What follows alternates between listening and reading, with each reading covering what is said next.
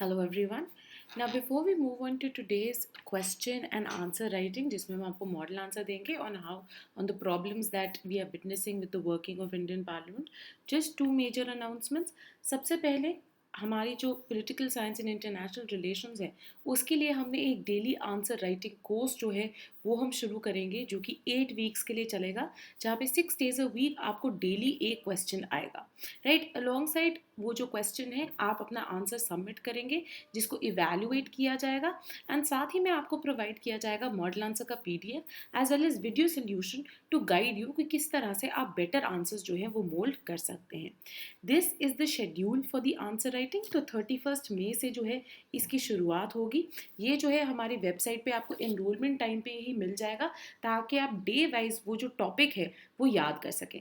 This has been specially made for 2021 के students considering आपका जो प्रीलिम्स है that has been postponed to 10th October which opens up a couple of months जहाँ पे आप तैयारी कर सकते हैं अपनी आंसर राइटिंग की, राइट। तो तभी डेली क्वेश्चन एक ही जाएगा ताकि आपका जो है ओवरलोडिंग ना हो। आप इसके साथ ही जो है प्लस जीएस का कॉम्बो भी ले सकते हैं। तो एक क्वेश्चन जीएस का रोज लिखिए, एक क्वेश्चन लिखिए रोज ऑप्शनल का एंड उसके साथ ही अपनी रेगुलर पढ़ाई जो है करते जाइए, राइट। सो बेसिकली ऐसे लोगों के लिए है जो ऑलरेडी एक बार कवर कर चुके हैं अपना syllabus and now are more oriented towards answer writing and practice. ठीक है, 31 मई से शुरुआत होके 6 डेज अ वीक चलेगा। संडेज जो है बीच में ब्रेक है एंड आपके 24th जो है, राइट, 24th तक जो है आपका ये कंटिन्यू, दैट इज 24 जुलाई तक, जहाँ पे हम जो है सारे के सारे कवर करा देंगे जो कि आपके आंसर राइटिंग के टॉपिक्स हैं।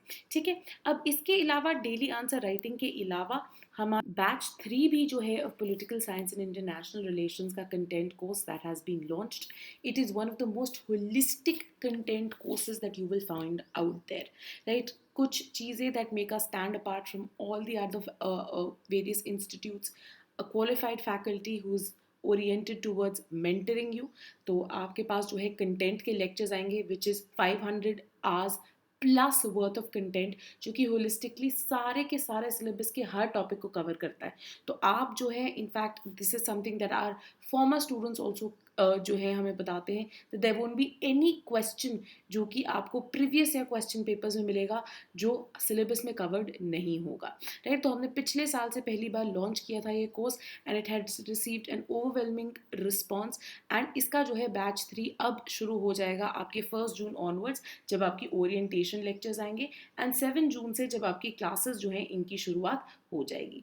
इसके अंदर आपकी वीकली आंसर राइटिंग जो है वो भी इंक्लूडेड होगी along with half length test and full length test. तो जैसे कि हमने पेपर 1 कि सारे पेपर 1 सेक्शन ए के सारे टॉपिक्स कंप्लीट किए which include western political thought, political theory and Indian political thought. उसके बाद आपका पहला हाफ लेंथ टेस्ट आता है। Then we move on towards paper 1 का सेक्शन बी जो कि आपका इंडियन गवर्नमेंट एंड पॉलिटिक्स का पार्ट होता है। प्रॉपर डेट्स है कब कब जो है कौन से टॉपिक्स आएंगे, उसके कंप्लीशन के बाद आपका सेकेंड हाफ लेंथ टेस्ट आता है। Then we move towards paper 2 comparative and international relations जिसके कंप्लीशन के बाद there is the third half length test and then we have paper 2 का last part which is India's foreign policy जहाँ पे again we get the fourth half length test जिसके बाद जो है आफ्टर सम ब्रेक ताकि आप रिवाइज कर सके you get 2 full length test FLT 1 and FLT 2, right. तो आपका जो पूरा सिलेबस है, आपकी क्लासेस जो है 29 अक्टूबर तक पूरा सिलेबस कवर कर दिया जाएगा जिसके बाद जो है आपके सिर्फ टेस्ट रिमेनिंग होंगे। वेरी इंपॉर्टेंटली ये एक ऐसी क्लासेस हैं जो कि आप कभी भी देख सकते हैं and any number of times देख सकते हैं। सो वर्किंग प्रोफेशनल्स के लिए specially this is very important. तो you don't have to worry कि अच्छा मंडे को क्लास आई थी, मेरे पास काम का बहुत ज़्यादा लोड था, मैं देख नहीं पाया तो एक्सपायर हो जाएगी 3 दिन में। नहीं, it is there to stay. जब तक आप अपना इंटरव्यू देते हैं फॉर दैट सेशन, तो 2022 के लिए अगर आप तैयारी कर रहे हैं तो जब तक 2022 के यूपीएससी के इंटरव्यूज नहीं कंडक्ट हो जाते तब तक हमारा जो कोर्स जो है वैलिड रहता है ताकि आप टाइम एंड अगेन जो है इन क्लासेस को देख पाए, right. So this is a very very important announcement that we had to make. Now let's move on towards our question for the day. Now today's question deals with the working of the Indian Parliament. Very quickly question को देख लेते हैं। Question कहता है working of the Indian Parliament has been witnessing a declining debate and discussion over bills as well as important matters discuss. अब अगर आप इस क्वेश्चन को देखेंगे, सिमिलर जो इश्यूज हैं आपके GS 2 में भी डिस्कस होते हैं, working of the Indian parliament, वहाँ पे भी क्वेश्चन होता है। साथ ही में PSIR के पेपर 2 के अंदर जो है पेपर वन में जो सेक्शन B है विच डील्स विद IGP वाला पार्ट, उसके अंदर भी जो है ये आता है। Now an important thing that I want to teach you guys through this model answer is that how do you write an answer जो कि ऐसे ही इंडियन गवर्नमेंट पॉलिटिक्स के साथ डील करता है, जो ऑप्शनल ओरिएंटेड हो एंड GS2 का आंसर ना लगे, right. So this is something that we need to be looking at. अब स्ट्रक्चर किस तरह से होना चाहिए, before we move on to the model answer let's just very quickly talk about the structure of the answer. अब working of the Parliament की बात हो रही है, तो सबसे पहले आपको एक इंट्रोडक्शन देनी जो है बहुत ज़्यादा ज़रूरी होती है। एक इंट्रोडक्शन जो है sets the tone of the answer, तो एकदम से ही don't jump on the issue, try to open the answer by talking about the relevant protagonist in the question, कि बात किसकी हो रही है। यहाँ पे किसकी बात हो रही है, इंडियन पार्लियामेंट की बात हो रही है। तो आपकी जो ओपनिंग इंट्रोडक्शन है इट कैन बी ईदर से on a quote on the role of the Indian Parliament. You have numerous quotes. अब क्योंकि आप PSIR से हैं, ठीक है, तो PSIR से वेस्टर्न पॉलिटिकल थॉट में, पॉलिटिकल थ्योरी के अंदर भी हमने ऐसी गवर्नमेंट्स की बात की होती है, अकाउंटेबल रिस्पॉन्सिबल गवर्नमेंट्स की बात की होती है, लेजिस्लेचर की बात की होती है। तो आप यहाँ से किसी का कोट दे सकते हैं, right. You can talk about से जॉन लॉक, उनका क्या कहना था on the working of a legislature, या कोई भी जो इंडियन एक्सपर्ट है जैसे सुभाष कश्यप एक्सेट्रा, उनकी आप कोट से शुरुआत कर सकते हैं।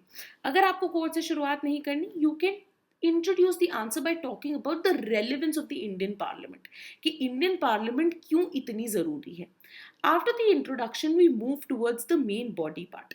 मेन बॉडी क्या है, जहाँ पे वो पूछ रहे हैं, जहाँ पे वो कह रहे हैं that there is a decline in debate, discussion and other important matters। अब उन्होंने ये स्टेटमेंट बोल दी है कि ये ऐसा हो रहा है।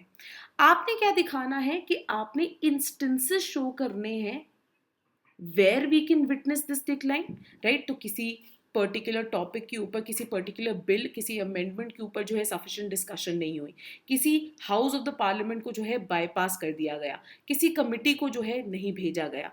एंड साथ ही में very importantly you have to also talk about the reasons for such a decline, कि अगर इन्होंने बोल दिया कि हाँ जी हम विटनेस कर रहे हैं, इन्होंने ये नहीं बोला कि क्या हम विटनेस कर रहे हैं या नहीं कर रहे हैं, इन्होंने बोला हम विटनेस कर रहे हैं। So they are already giving you an affirmative statement. So you have to show the instances of decline and then move towards कि क्या कारण, क्या रीजंस हो सकते हैं for this decline. Then should we stop there, right. हमने discussion तो कर दिया, हमने बता दिया, हमने दिखा दिया कि कहाँ डिक्लाइन हो रहा है, क्यों डिक्लाइन हो रहा है। No, a good way to move towards concluding the answer is to also put forward a way forward, that how do we resolve this issue, how do we correct this decline in debate and discussion and other important matters that the parliament should be dealing with। तो क्या क्या various resolution के points दिए जाने चाहिए, ठीक है, before we conclude things। now very importantly क्योंकि ये PSIR optional है and सिर्फ GS नहीं है, तो ज़रूरी है आप scholars and public intellectuals जो हैं इनको mention करें, साथ ही में लिंकेजेस ड्रॉ करें with other components of political science. तो जैसे कि मैंने बात की थ्योरी के सेक्शन के अंदर, अगर आपने डेमोक्रेसी के बारे में पढ़ा है, लेजिस्लेचर के बारे में पढ़ा है, रिस्पॉन्सिबल गवर्नमेंट के बारे में पढ़ा है, you link it with that. Similarly Indian political thought में क्या कहना है with regard to working of such Indian democracies, with working of responsible institutions, आप उसकी instances भी दे सकते हैं, right। So by including scholars, by interlinking with other aspects of the optional paper, इससे जो है आपका answer rather than being a generalist answer, एक more optional oriented answer जो है वो निकल के आएगा, ठीक है। तो चलिए अब बढ़ते हैं towards the model answer now that we have discussed the structure. Now in the model answer we have followed the second route to the introduction, wherein we've talked about the importance of the parliament, कि अगर हम इतने ज़्यादा we want to talk about why the parliament is declining, we want to look at the reasons, that means it is an important institution। So in the introduction we want to underline the importance of this institution, कि India क्या है, एक parliamentary form of government follow करता है, India की very form of government में ही parliament जुड़ा हुआ है, and therefore parliament जो है एक central role play करता है in governance of the country through through a varied means। किस तरह से? Obviously legislature as the name suggests it is a key institute to formulate laws and policies. In fact ये जो है इसका चीफ काम है, that is being a law making body. इसी के साथ साथ पार्लियामेंट जो है is a is the main body जो कि अकाउंटेबिलिटी इंश्योर करती है in parliamentary form of government. In fact this was one of the reasons why the Indian जो कॉन्स्टिट्यूएंट असेंबली के मेंबर्स थे chose parliamentary form of government over the presidential form of government. Why? Because of the interdependence between the executive and the legislature. क्या होता है that executive is responsible to our legislature, right, accountable to the legislature, and that is why आपकी parliament जो है executive को accountable hold करती है through various means. ठीक है, थ्रू वेरियस मीन्स जैसे कि क्वेश्चन आर हो गया, जीरो आर हो गया, and more directly through your no confidence motion. Now we move towards the main body of the answer, that where is it and why is it that we are witnessing a decline in debate and discussion. Ab Subhash Kashyap, who is one of the foremost authorities on the working of the Indian Constitution as well as the working of various Indian institutions, वो अपनी book में in the reviewing of Constitution mention करते हैं that Indian Parliament, it's not in the current phase, right? So it's not just a couple of years, but it's been in fact a moving factor जहाँ पे for now a quite a lengthy span of time India की जो parliament है वो एक decline के phase से गुजर रही है, right. It has been witnessing a decline in its stature, a decline in its functioning, a decline in its legitimacy also, wherein people are increasingly losing confidence that they had on their lawmakers. अब क्या reasons हैं? Kashyap point करते हैं कुछ reasons को. ठीक है, तो ये करना बहुत जरूरी होता है कि आप स्कॉलर्स को कोट कीजिए और साथ ही में बताइए कि वो स्कॉलर्स क्या कह रहे हैं. कश्यप क्या कहते हैं कि देखिए अभी भी बहुत सारी जो है आर्काइक प्रैक्टिसेस एग्जिस्ट करती हैं in the form of there is a lack of expertise नहीं है आपके लॉ मेकर्स के पास, एडिक्वेट टाइम नहीं होता उनके पास बिल्स को डिस्कस करने का, उसके अंदर चीज़ें रेकमेंड करने का, साथ ही में बहुत ही पुअर क्वालिटी ऑफ लेजिस्लेशन है एंड अनसेटिस्फैक्ट्री सर्वेलेंस है. अब यहाँ पे जो है आप कुछ एग्जाम्पल्स भी डाल सकते हैं. फॉर एग्जाम्पल बहुत जो रीसेंट न्यूज़ में भी रहता है आपका आर्बिट्रेशन जो बिल है आपका, आर्बिट्रेशन एंड कंसिलिएशन बिल, जिसके 1996 में ही बना था एंड 3 अमेंडमेंट्स जो हैं ऑलरेडी उसमें आ चुकी हैं. अब हम बात करते हैं कि किसी भी लॉ में अगर इंक्रीजिंगली और इतनी जल्दी जल्दी अगर अमेंडमेंट्स लानी पड़ती है, इसका मतलब क्या है कि पिछली बार जब आपने अमेंडमेंट की थी you did not even envisages और लुक कि क्या क्या प्रॉब्लम्स आ सकती हैं, क्या प्रैक्टिकल डिफिकल्टीज आ सकती हैं in its functioning, which points to what, which points to poor quality of legislation. तो इस तरह के आप एग्जाम्पल भी कोट कर सकते हैं. देन अगेन एक और मेजर फैक्टर जो वो पॉइंट आउट करते हैं कि बहुत ही कम एफर्ट दिया गया है इन ऑल्सो द वे आपके पार्लियामेंट के अंदर जो आपके लॉ मेकर्स बैठते हैं वो कैसे बिहेव करते हैं. तो हम यही बात करते हैं कि हमारे जो लॉ मेकर्स हैं उनके अंदर कुछ प्री रिक्विजिट्स ही नहीं है. हम यही बात करते हैं ना इंक्रीज्ड क्रिमिनलाइजेशन, यही सेम चीज की बात प्रताप भानु मेहता एंड देवेश कपूर भी करेंगे in Oxford companion to politics in India, right. अब क्योंकि हम लोगों का क्या फोकस है that we want to get winning candidates. इसका मतलब क्या है, ऐसे कैंडिडेट्स लाना चाहते हैं जो कि इलेक्शन जीते. तो हमारा मेन एक क्या होता है, रिलीजन देख लो, कास्ट देख लो, चाहे क्रिमिनल भी हो उनके पीछे केसेस, हमें क्या लगता है साम दाम दंड भेंट से ये एटलीस्ट इलेक्शन तो जीत लेंगे. So it is the winnability of elections that matters rather than what this person will be getting to the parliament, whether that person will be getting some expertise, whether that person will be getting some character, whether that person will be getting some discipline, whether that person will be getting his sets of morals and ethics to the parliament. सब के सब जो है missing है, right, which leads to अगर majority वाली government है वो भी ढंग से काम नहीं कर पाती एंड साथ ही में जो ऑपोजिशन है वो भी एक कंस्ट्रक्टिव रोल जो है प्ले नहीं कर पाती. इनफैक्ट इसका बहुत बढ़िया एग्जांपल्स जो है हम दे सकते हैं. One of the examples can be no matter what criticism we might pass, Manmohan Singh was a very very qualified person, right, a person who brought his area of expertise to the governance. and क्या हुआ था, वो elections जीत ही नहीं पाते थे, इसलिए उनको nominate किया जाता था to the राज्यसभा, right. तो you can witness that for people And for parties as well, it is not qualification, it is not expertise which is mattering, but in fact winnability, which is also the reason why a number of people are hesitant to participate in elections and join in politics also. Now apart from Subhash Kashyap, Pratap Bhanu Mehta and Devesh Kapoor ने भी जो है various और weaknesses underline की हैं, ठीक है। तो फॉर एग्जाम्पल अगर हम क्रिमिनलाइजेशन की बात करें, right, this has been one of the major grounds for decline, जैसे कि मैंने पहले भी मेंशन किया कि अगर आप क्रिमिनल लोगों को अंदर लेके आ रहे हैं जिन्होंने इनफ एक्सपर्टीज नहीं है, स्पेशलाइजेशन नहीं है, अगर आप ये सब भी छोड़ दें, ठीक है, हम बोले कि नहीं, you don't necessarily need to, जैसे आप बोलते हैं, you don't have to go to fancy institutes और Ivy leagues to have a good understanding of the governance, अगर हम वो सब भी छोड़ दें, what are the kind of moralities, what are the kind of morals, what are the kind of ethics that they are getting to the institution, won't they reflect in the institution itself, right? तो इसके कारण भी जो है decline of the parliament, decline in the role of parliament आ रहा है, right? तो for example अगर हम बात करें अपनी 2019 से इलेक्ट आई लोकसभा की, पार्लियामेंट की, 43% MPs ऐसे हैं जिनके अगेंस्ट क्रिमिनल केसेस लॉन्च्ड हैं।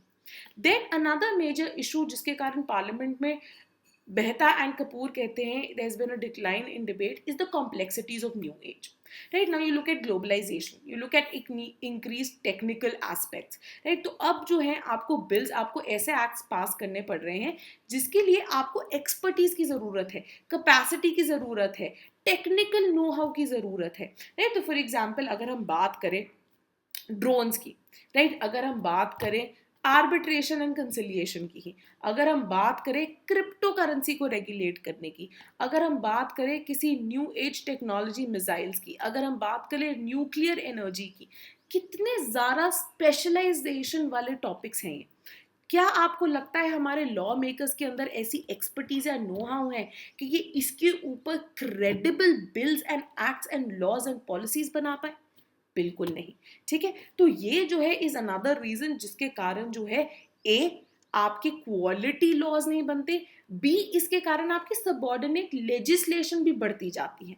सबऑर्डिनेट लेजिस्लेशन का क्या मतलब है कि basic instead of the parliament making laws you are increasingly delegating this responsibility either to the government, right, जिसको हम सबऑर्डिनेट लेजिस्लेशन बोलते हैं। तो अगर आप अपना ट्रिब्यूनल्स वाला ऑर्डिनेंस देख लेंगे, ठीक है, अगर आप कोई भी और रिसेंट एक्ट देख लेंगे, अगर आप देख लेंगे इवन आपके जो codes on social security etcetera हैं, a lot of choosing of bodies, choosing of members, details जो कि उसके अंदर आनी चाहिए, a lot of it has been left to the discretion of the government. तो इतनी जब गवर्नमेंट की डिस्क्रेशन बढ़ जाती है उतना ज़्यादा जो है कर्टेल हो जाता है आपकी पार्लियामेंट का रोल। तो ये सबऑर्डिनेट एंड डेलीगेटेड लेजिस्लेशन जो है ये भी बढ़ने लग गई है। Then there is also the decline of Rajya Sabha.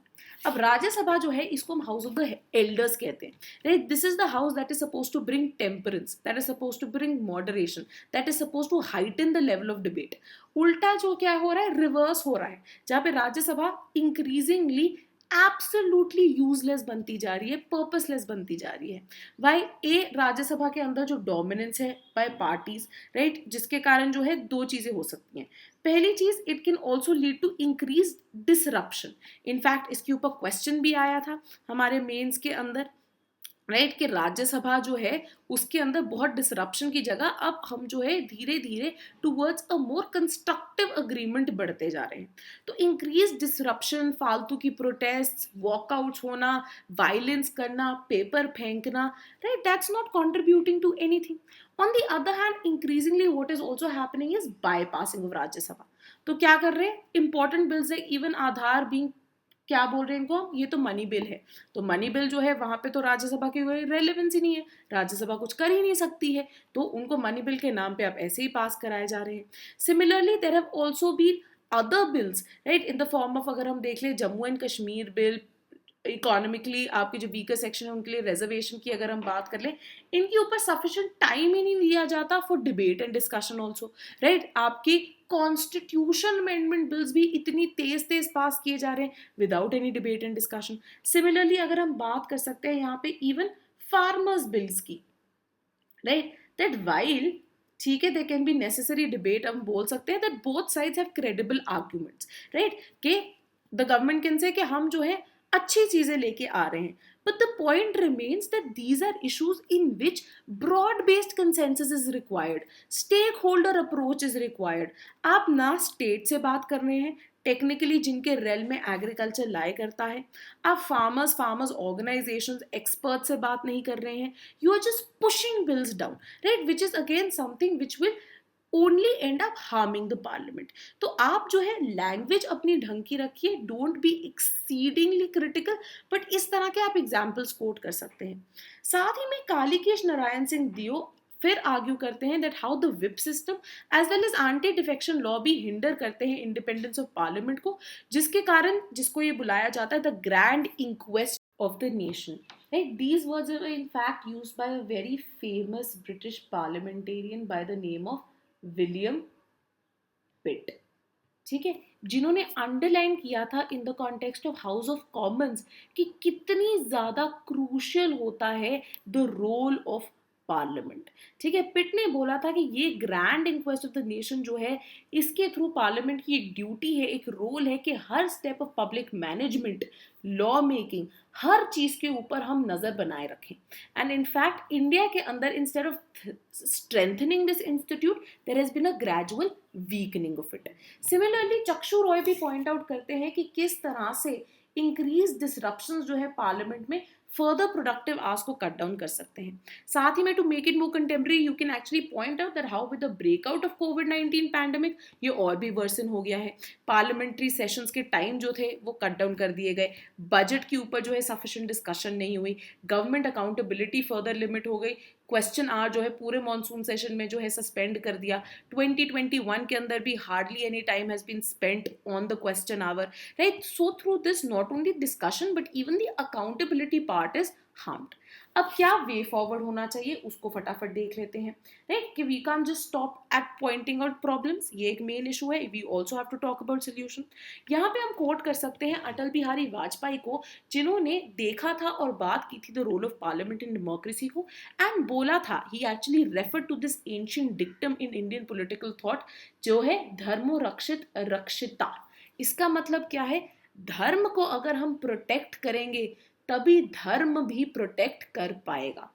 In the same way अगर हम प्रोटेक्ट करके रखेंगे the sanctity and working of institutions like parliament, तभी जो है ये इंस्टीट्यूशंस प्रोटेक्ट कर पाएंगे the interest of the people, the interest of the country, the interest of the constitution. ठीक है, तो ये आइडिया जो है बहुत इंपॉर्टेंट है यहाँ पे. इसी को फॉलो करते हुए चक्षु रॉय जो है अंडरलाइन करते हैं the need to increase meeting days of the parliament. ठीक है, कि पार्लियामेंट को बाईपास करने की जगह पार्लियामेंट के जो है सफिशिएंट वर्किंग डेज होने चाहिए, राइट. एंड क्या करना चाहिए, आप इंक्रीज कीजिए कि कितने दिन उनको मिलना है, एंड प्लस इसका कैलेंडर जो है इनवायलेबल बना दीजिए. अभी जो है ये प्रोविजन नहीं है, right. So back it with a law कि इतने के इतने दिन तो मिलना ही मिलना है. और ये जो कैलेंडर है of your monsoon session, of your winter, of your budget session, ये inviolable है, ये आपने follow करना ही करना है. In fact, the National Commission to Review the Working of Constitution ने बोला था कि आप एक law बनाइए जो कि provide करे कि at least parliament को 120 दिन जो है मिलना ही है. Similarly, सुभाष कश्यप अब अंडरलाइन करते हैं to bring about a change in the parliament, you also have to bring about a reform in the party system. Why? ताकि parties जो है instead of bringing in criminal elements or concentrating on issues of community and ascriptive identity, focus on getting quality members of the parliament.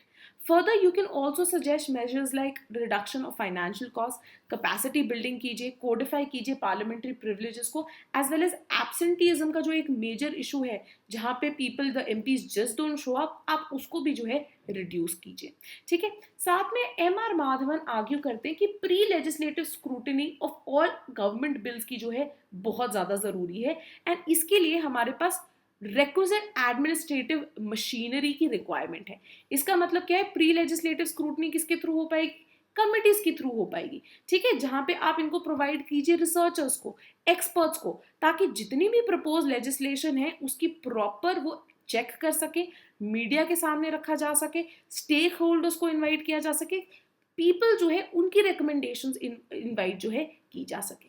तो एक ये requirement रखी जा सकती है कि प्री लेजिस्लेटिव स्क्रूटनी को आप कंपल्सरी कर दे कि हर गवर्नमेंट जो बिल एटलीस्ट आएगा it has to pass through this committee phase. ठीक है, अब फॉर द एंडिंग हम क्या कर रहे हैं, we are actually linking it to political theory part, जहां पे हम जॉन लॉक को इन्वोक कर रहे हैं कि किस तरह से उन्होंने अपनी थ्योरी ऑफ गवर्नमेंट में आर्ग्यू किया था कि legislature is the most important institution in the country. Why? Because ये लोगों को उनकी इंटरेस्ट को रिप्रेजेंट करता है। तो जरूरी है हम इंक्रीज करें the capacity of parliament for discussion, for debate, and इसकी अकाउंटेबिलिटी इंश्योर करने की फॉर द एग्जीक्यूटिव, ताकि इंडिया जो रेस्ट करता है अपनी popular sovereignty in the parliament, right. India के अंदर पॉलिटिकल सॉवरेन कौन है? We the people of India. Legal sovereign comes in the form of constitution of India, and popular sovereign जहां पे हमने अपने लोगों को आपस में से चुन के एक इंस्टीट्यूशन में बिठाया है to take care of our interest, वो कौन है? वो है हमारा पार्लियामेंट ऑफ द कंट्री। तो जरूरी हम इसकी सैंक्टिटी को मेंटेन करके रखें for the functioning of the Indian constitutional democracy.